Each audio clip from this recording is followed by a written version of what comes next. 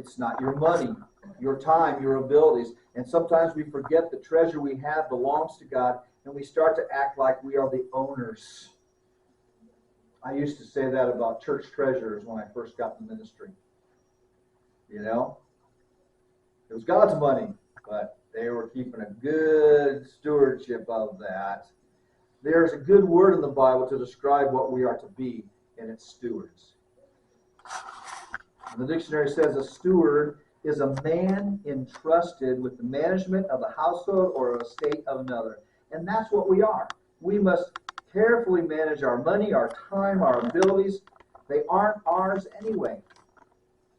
Paul writes in 1 Corinthians, he says, let a man consider us. Let a man consider as servants of Christ and stewards of God. Moreover, it is required in stewards that one be found faithful. Paul writes in Romans, so then each of us will give an account of himself to God. The day of reckoning, if you will. And think about the words account or accountable or even accountant. Most of us have a bank account. You must manage it wisely, and if you spend more money than you have in the account, you're held responsible, aren't you? They call those overdrafts. Even if you got overdraft protection, you still pay for that somehow, in some way. There's a penalty. I heard about one young person who called the bank and said, my account can't be overdrawn. I still have checks in my checkbook. We can think of a number of companies that have failed, going back all the way to Enron. Accounting firms and accounting practices have come under scrutiny. And in a sense, every one of us is an accountant when it comes to God.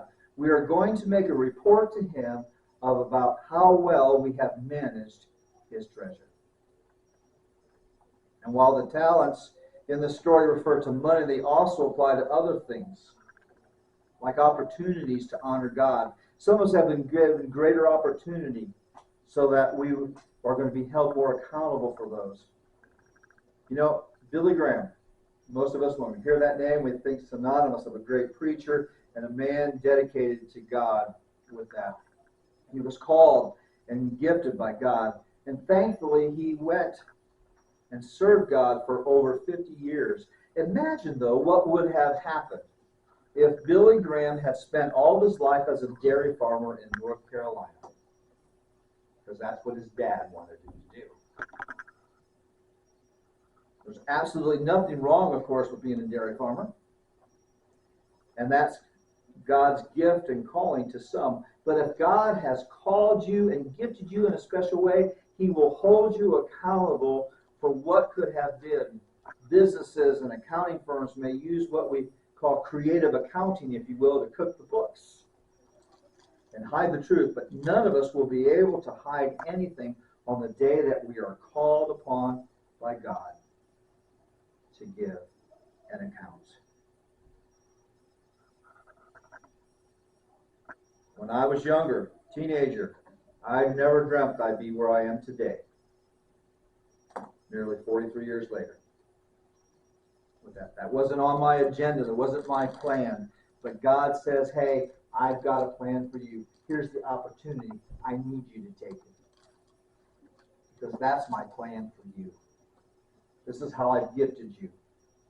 This is how I've wired you to be. The question the Lord will ask us will be the same as one in the parable. How well did you manage the resources that I gave you? In the parable, there are only two grades, if you will. It's pass or fail. God doesn't grade on the curve. There's no bell curve involved here at all. And let's examine the two different results that are possible. And because I'm going to end on a positive note, we're going to jump over to go to the failure first, okay? With that. So, we learned that if we play it safe and hide his gift, God is displeased. God is displeased with that. The servant who had been given the 1,000 hid the money and returned the entire amount to the master. He hadn't lost it. He hadn't spent it. Matter of fact, he thought he was doing pretty good. It was all there, but the master was furious. And the biggest mistake of the third servant was that he simply played it safe. And the scripture uses the word lazy. He was lazy with that. In the King James Version, verse 26, Jesus said, "You wicked and slothful servant." Slothful. The lazy servant took the path of least resistance. He simply did nothing. And when it comes to serving the Lord, laziness and slothfulness is a sin. Proverbs 19:15 says, "Laziness brings on deep sleep, and the shiftless man goes hungry." Now, I didn't bring any nice little videos of sloths, but as animals go, you may be aware of that animal in tropical forests of Central and South America, and we're called the sloth. Matter of fact, they've got some notoriety. You can go and buy a shirt with a sloth on, right? Not sure what that's supposed to mean when we buy a shirt with a sloth on, but with that. And it's a funny looking mammal, really, if you really think about it, with an appearance between a skunk and a monkey. Think about that. Okay? And most of its life is spent hanging upside down in trees. Okay? And it was named the sloth because it moves so slowly and sleeps so much. Nothing seems to pressure the sloth. I've never got a chance to talk to one, let alone people might think I'm crazy enough that I was trying to talk to a sloth. But it seems to be in no hurry to do anything. And after studying the sin of sloth, however, I have concluded that the animal sloth has really kind of gotten a bad rap. Okay? It may move slowly and sleep a lot, but I don't think it's lazy. It does exactly what God designed it to do. It's when a servant of God acts like a sloth that it becomes sinful. The essence of slothfulness, if you will, is not doing what God designed you to do. And sloth, if you will, is rather insidious. It whispers at you, might as well do it tomorrow. That nobody will know if you cut corners here, and there's there to save yourself a little more trouble. The sloth says, don't strain yourself. What's the big hurry? And I'll tell you what, just a few more minutes. Go step on toes, even in my own house. Some days. Sloth says, I'll just hit that snooze alarm. Hits the remote control and hits the road when going gets tough. Sloth cheats on exams, drinks straight from the milk carton, and leaves exactly 2 sheets. Y'all know this one. I've been doing this one. Leaves 2 sheets on the toilet roll so that it will have to be replaced by the next poor soul who finds out too late that it's only that little bit remaining paper. It's a mirage. Sloth does slightly less than the right thing. It doesn't tell the clerk he has undercharged. Sloth has never written a thank you note, sent a birthday card on time, or entertained angels. All this simply asks too much effort. I didn't come up with that, by the way. That was written by a writer by the name of Regina Barrica out of Chicago, from the Chicago Review, matter of fact. And did you notice something in the parable about the third servant? The third servant, he talked more than the other 2. The first 2 servants each used 16 simple words to report their gain. But the lazy servant had a long speech, and it sounded prepared. He was gone for a long time. And so can you imagine this servant going over and over and over again of how he's going to explain to his boss or explain to his master exactly what happened.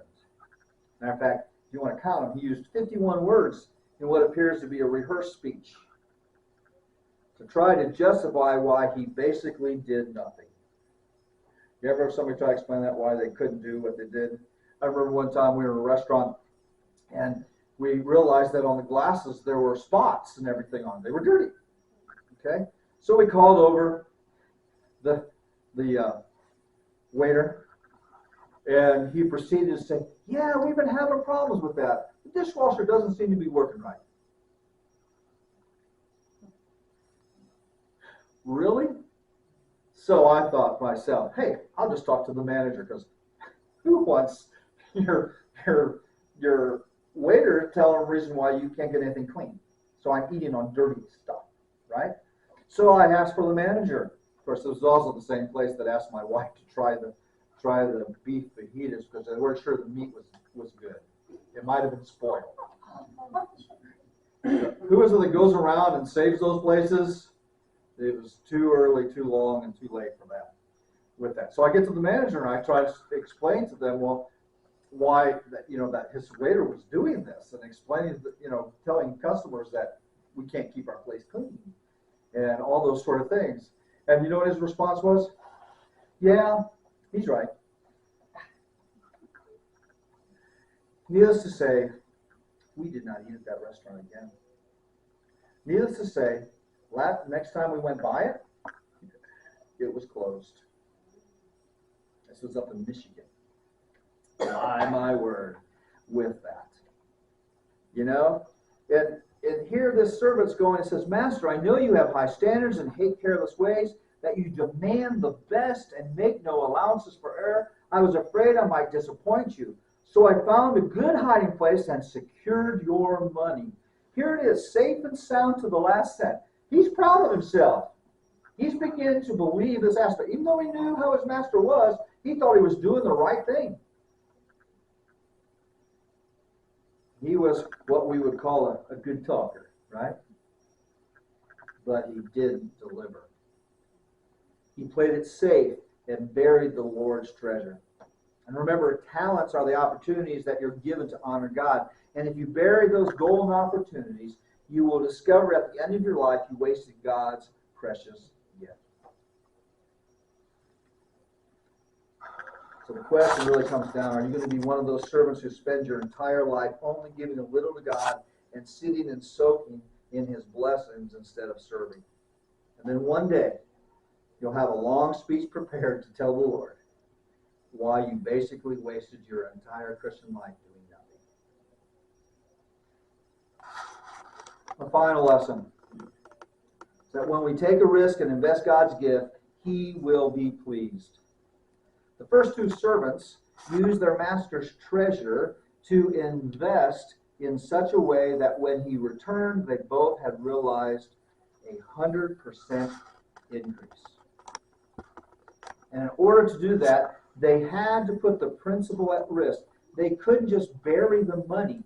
They had to use it as capital to leverage more money. And that's the positive lesson that Jesus is trying to teach us today.